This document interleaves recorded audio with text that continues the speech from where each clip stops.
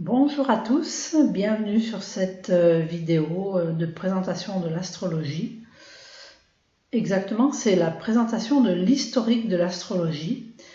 C'est la première vidéo de toute une série que je vais mettre en ligne progressivement au fil du temps. Et donc il s'agit d'un préambule en fait que je présente lorsque je débute le cours de formation en astrologie. Parce que je trouve qu'il est quand même important de connaître, même fût-ce dans les grandes lignes, ce qui a permis donc l'émergence de l'astrologie jusqu'à ce qu'elle est aujourd'hui maintenant.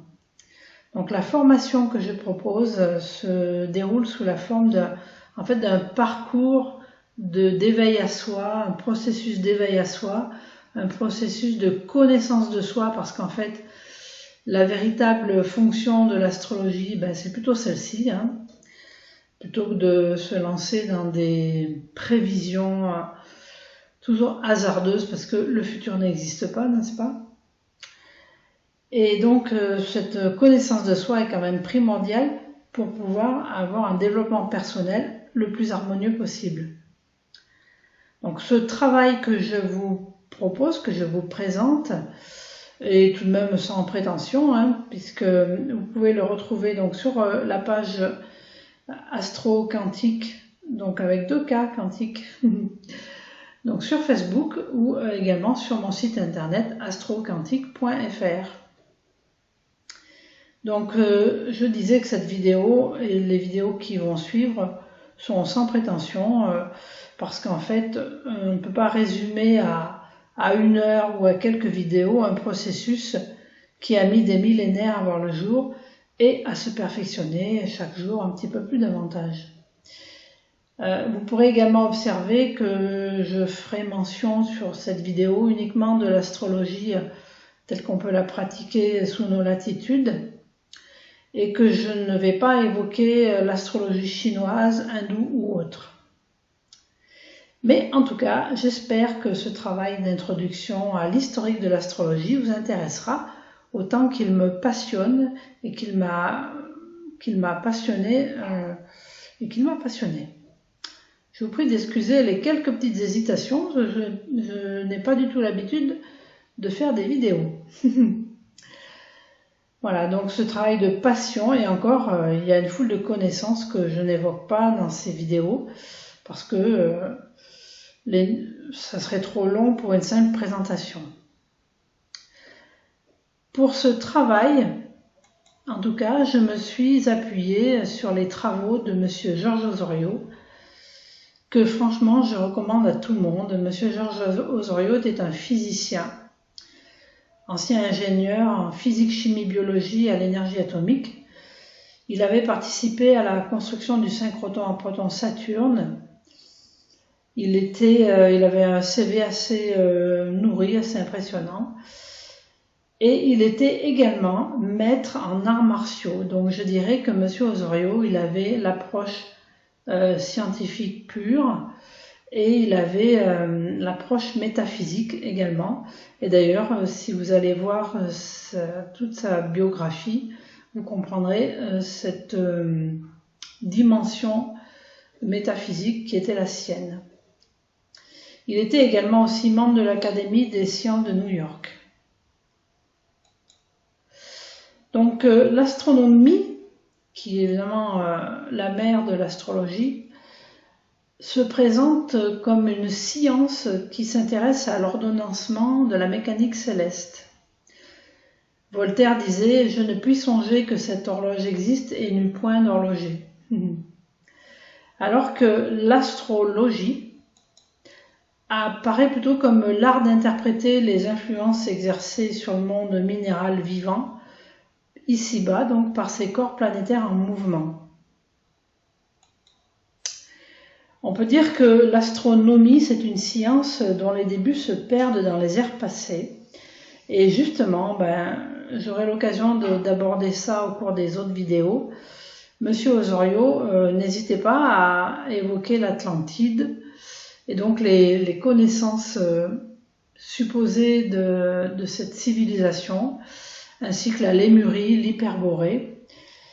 Et donc on peut dire que dès l'instant où les humains ont pris conscience d'être et qu'ils ont levé les yeux vers le ciel pour examiner, enfin tenter de comprendre les causes du jour, de la nuit, les causes des saisons, on peut dire que l'astronomie était née. Voilà. Évidemment, on peut se mettre à la place de l'homme préhistorique qui devait bien chercher à savoir comment tout cela s'ordonnançait et qui avait remarqué des notions de cycle, des notions de position des étoiles et des planètes qui revenaient. Et donc, c'est sûr qu'on a très tôt cherché à comprendre comment tout cela s'ordonnançait. Et au fil du temps, on a observé dans le ciel des groupes de points brillants, c'est-à-dire les constellations. Et on peut dire que partout dans le monde, les archéologues exhument régulièrement des figures de constellations gravées plus ou moins grossièrement dans de la pierre ou sur d'autres supports un petit peu moins pérennes. Et des constellations comme la Grande Ourse, la Petite Ourse, les Pléiades, sur la diapo suivante. Voilà. Et donc sur la diapo ici, là vous avez une tablette astronomique qui désigne la constellation de la Charrue, qui apparemment correspond à notre constellation de la Grande Ourse. Et cette tablette fait partie de toute une série qui a été découverte sur le site assyrien de Ninive, qui est daté du 7e siècle avant Jésus-Christ, mais qui apparemment comporte des références à des textes plus anciens. Cette série liste 66 constellations et présente en fait la première carte du ciel. Ninive se situait sur la rive est du Tigre, à l'emplacement aujourd'hui localisé dans les faubourgs de la ville moderne de Mossoul en Irak. Alors évidemment, on peut se dire que nos très lointains ancêtres apparaissent comme des gens qui possédaient déjà de la culture et de bonnes techniques. En Afrique, beaucoup de peuples ont des connaissances étonnantes en astronomie également, comme les Dogons, les Maasai et d'autres peuplades, mais le recensement de ces connaissances est quasi impossible à faire à cause de la dispersion des populations, de l'étendue du continent et surtout du fait que rien n'est écrit. Tout est figé dans des rituels initiatiques étrangers aux Européens que nous sommes. Et l'Asie mise à part, plus près de nous géographiquement, on a les connaissances qui nous viennent des Égyptiens et des Arabes. Chez les Égyptiens, cependant, les archéologues ont eu quand même de la difficulté à glaner des informations, attendu que la science astronomique était l'apanage des maîtres des écoles des mystères. On s'en remet donc aux représentations astronomiques, accompagnées de textes hiéroglyphiques qui abondent dans les monuments funéraires ou sur les calendriers ultra précis qui décorent les couvercles des sarcophages. Ici, c'est un exemple, c'est la constellation de Chat que nous pouvons nous mettre en relation avec la constellation d'Orion. Et les anciens Égyptiens donc la représentaient sous la forme d'un homme tenant un bâton ou bien sous la forme du dieu Osiris, portant sur sa tête la couronne de Haute-Égypte.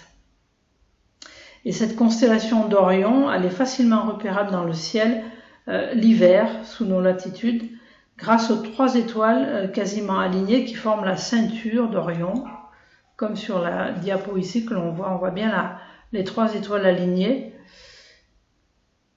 Et donc sur la photo suivante, la diapo suivante, on voit un petit peu mieux donc ce personnage avec les 3 étoiles ici. Et en fait, il semble que l'orientation des monuments égyptiens ainsi que les zodiaques ornant les plafonds de certains temples prouvent une connaissance poussée sur le sujet. Et c'est après la conquête d'Alexandre le Grand que le savoir a été couché sur papyrus. Et justement, en Égypte, on a retrouvé au cours de fouilles du début du XXe siècle des textes sur papyrus mentionnant la position des planètes dans le ciel. Et comparée avec celle de nos éphémérides, elle présente des similitudes assez troublantes. Il apparaît donc que dès le 3e millénaire avant Jésus-Christ, la science égyptienne paraît avoir adopté un calendrier fondé sur de très sérieuses observations astronomiques. Et du coup, M. Georges Osorio de s'interroger, les maîtres auraient-ils reçu leur formation de gens venus d'ailleurs lors des ères précédentes, celles des continents engloutis? Selon des architectes et certains archéologues, les ouvertures dans les plafonds et les murs du temple de Dendera, donc là où on trouve le fameux zodiaque de Dendera, permettaient d'observer des éléments célestes, dont la fameuse galaxie M31, désormais dans celle d'Andromède. Cette galaxie M31 semble très importante dans le culte primitif égyptien, en relation avec Sirius, l'étoile Sirius, car la galaxie M31 est positionnée exactement sur la pupille de cet œil. Alors, je ne suis pas arrivée à trouver d'illustration plus détaillée, mais on leur fait confiance. Et dans le ciel, c'est la galaxie d'Horus qui est placée sur le zodiaque de Dendera dans les poissons, ainsi que sur les fresques dans la salle du temple. Et nous savons d'ailleurs que les Égyptiens disposaient d'une sorte de lunette astronomique appelée Merkhet, et ce bien avant Galilée, ce que l'on oublie souvent de dire, pour teinter fallacieusement de magie leur surprenante connaissance. Et la chronologie historique s'alignait selon l'année du règne du pharaon au pouvoir. La Merkhet.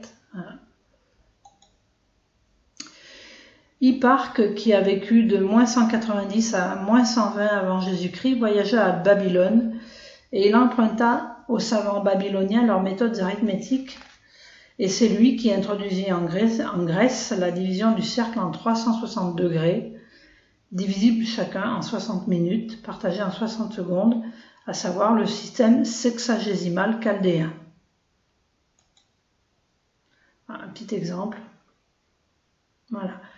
Voilà pour cette première vidéo, que j'arrête là, parce que je pense qu'il y a un format à respecter, et je vous dis à très bientôt pour une nouvelle vidéo.